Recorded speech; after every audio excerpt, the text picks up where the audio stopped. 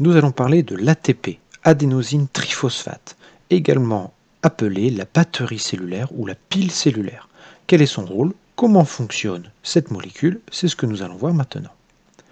Si je prends l'exemple d'une voiture et que je veux lui fournir l'énergie nécessaire à son déplacement, je vais lui apporter du pétrole sous la forme d'essence ou de gasoil ou de l'électricité. Cette énergie va lui permettre de se déplacer et nous allons voir que pour une cellule, le principe est le même. Voici un exemple cellulaire.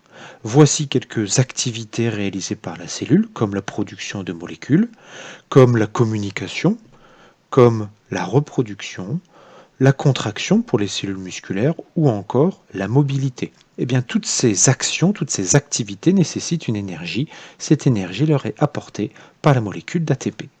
Voici cette molécule, adénosine triphosphate. Nous allons détailler la structure de cette molécule qui est constituée de 3 groupes particuliers.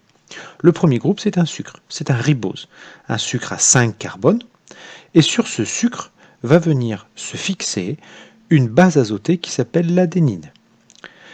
Le sucre plus la base azotée va former ce qu'on appelle l'adénosine.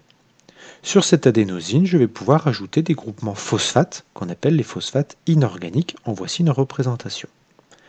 Voici l'adénosine avec un groupement phosphate.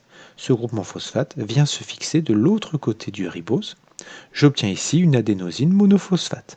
Ici une adénosine diphosphate. J'ai ajouté un deuxième groupement phosphate inorganique. Et enfin, l'ATP, 3 groupements phosphates qui sont venus se lier les uns derrière les autres.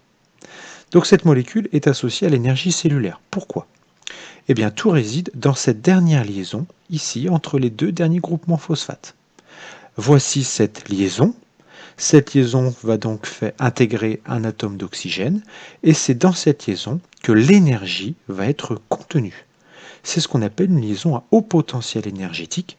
Ça veut dire que de l'énergie, ici, est stockée, c'est pour ça que j'ai représenté ici une pile, lorsque la molécule d'ATP est intacte. Par contre, si cette liaison est coupée, rompue, eh bien l'énergie contenue dans cette liaison va être libérée.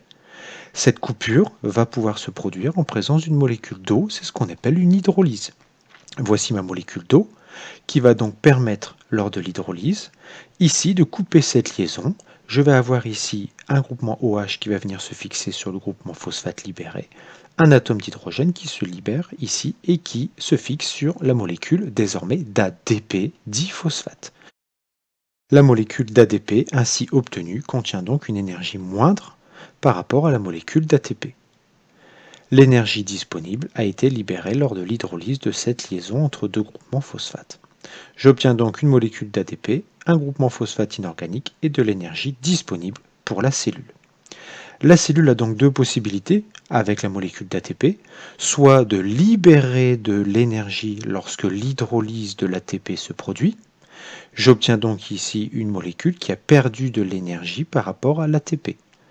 Cette énergie peut être utilisable par la cellule.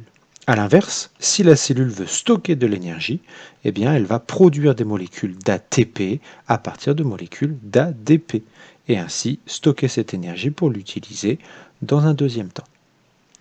Donc finalement, dans mon activité cellulaire, la molécule énergétique indispensable, qui est vraiment la plateforme énergétique, la batterie cellulaire, c'est bien ma molécule d'ATP. Merci et bon courage.